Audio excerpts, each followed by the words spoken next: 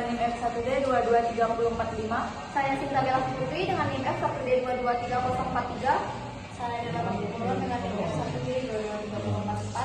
Kami dari kelompok 4 dan kami di sini akan membuat produk selai kelapa. Dengan selai tadi adalah salah satu jenis menu pelengkap dalam menghidangkan makanan. Selain murah dan praktis, selai dipilih orang karena bisa memberi rasa yang berbeda saat memakan sepotong roti. Saat terburu waktu, selai dan roti adalah makanan yang umum dipakai masyarakat sebagai makanan pengganti nasi. Maka tak jarang banyak pebisnis yang melirik selai sebagai ladang untuk menambah penghasilan. Sebenarnya cara membuat selai tidaklah sesulit yang dibayangkan, karena seluruh bahan selai bisa dengan kita dapatkan di sekitar kita. Daging buah kelapa adalah buah yang umum ada di pekarangan.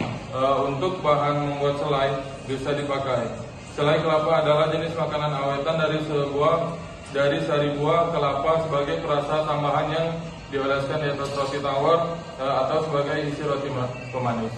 Dan selanjutnya akan dijelaskan oleh teman saya yaitu Elisa.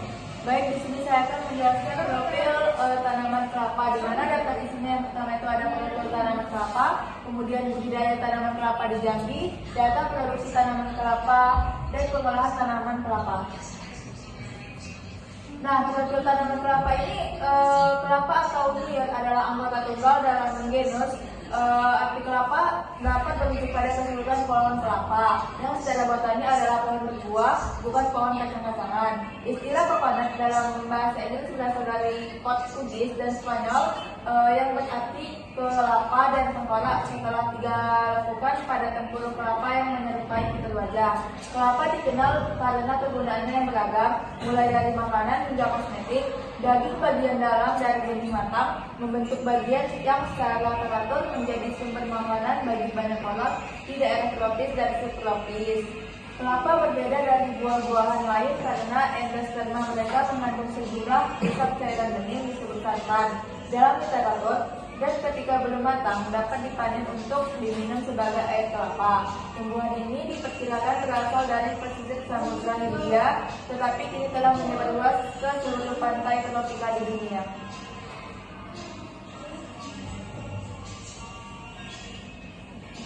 Baiklah, di sini saya akan melanjutkan presentasi dari Elisa. Pohon kelapa memiliki ciri-ciri morfologi yang unik, yaitu akar. Akarnya berjenis serabut, sebagaimana tanaman monokotil lain. Jumlah akar tersebut berkisar antara 2.000 sampai 4.000. Kemudian batang pohon kelapa yang mempunyai satu titik tumbuh terletak pada ujung dari batang. Kemudian daun. Struktur dari daun kelapa terdiri atas tangkai atau pelepah daun, tulang poros daun, dan helai daun. Kemudian bunga. Umumnya pohon kelapa mulai berbunga pada umur 6 sampai 8 tahun. Kemudian buah. Pertumbuhan buah kelapa dibagi ke dalam 3 fase, yaitu fase 1 berlangsung selama 4 sampai 6 bulan, fase 2 berlangsung selama 2 sampai 3 bulan, fase 3 pada fase ini putih lembaga atau endosperm sedang dalam penyusunan. Budidaya tanaman kelapa di Jambi yaitu bibit kelapa di Sorolangun, Jambi, lahan kelapa di Tanjung Jabung Barat. Budidaya tanaman kelapa di Jambi, khususnya di Kabupaten Tanjung Jabung Timur dan Tanjung Jabung Barat, memiliki peran penting dalam perekonomian daerah. Kelapa merupakan komoditas perkebunan strategis ketiga di Jambi, setelah kelapa sawit dan karet. Kabupaten Tanjung Jabung Timur sebagai setara produksi kelapa dalam. Kabupaten Tanjung Jabung Timur memiliki setara produksi kelapa dalam Provinsi Jambi. Kabupaten Tanjung Jabung Barat sebagai daerah Kabupaten Tanjung Jabung Barat sebagai daerah penghasil kelapa dan memiliki banyak penduduk yang bergantung pada penghasilan dari tanaman kelapa. Oke, di sini saya akan melanjutkan penjelasan dari teman saya. Di sini sudah diberikan data produksi tanaman kelapa, yaitu pada Batanghari yaitu luasnya 332 hektar, produksinya 328 ton. Lalu pada Muaro Jambi yaitu luasnya 892 hektar, produksinya 543 ton. Lalu pada daerah Bungo yaitu luasnya 359 hektar dengan produksinya yaitu 543 ton. Lalu pada daerah Tebo yaitu 1041 hektar dengan produksi 400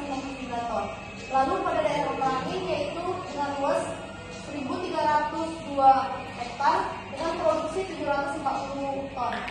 Lalu daerah Sawangun yaitu dengan luas 599 hektar dengan produksi 354 ton.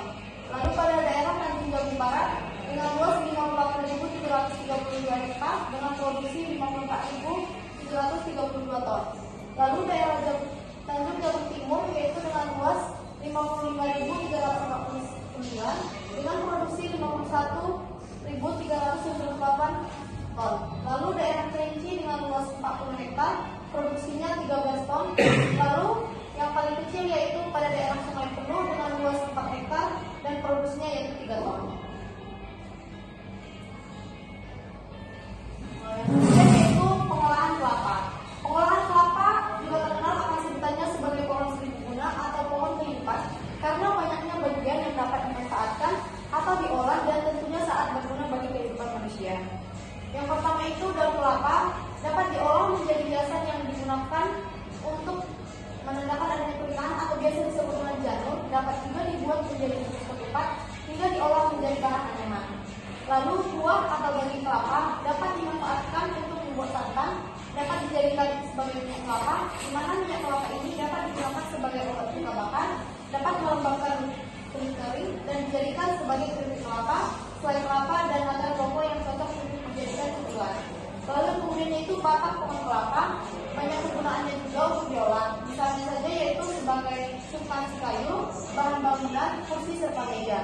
Selain itu, batang pohon kelapa juga ternyata dapat dimanfaatkan sebagai bahan pembuatan kertas. Kemudian pada bagian bunga kelapa dapat diolah menjadi makanan, gula jawa, cuka hingga obat herbal. Yang terakhir yaitu akar kelapa. Akar kelapa dapat diolah menjadi obat yang berguna untuk mengatasi demam, gatal-gatal hingga diare. Mungkin sekian kelompok presentasi dari kelompok saya. Wabillahi taufiq wal hidayah. Wassalamualaikum warahmatullahi wabarakatuh.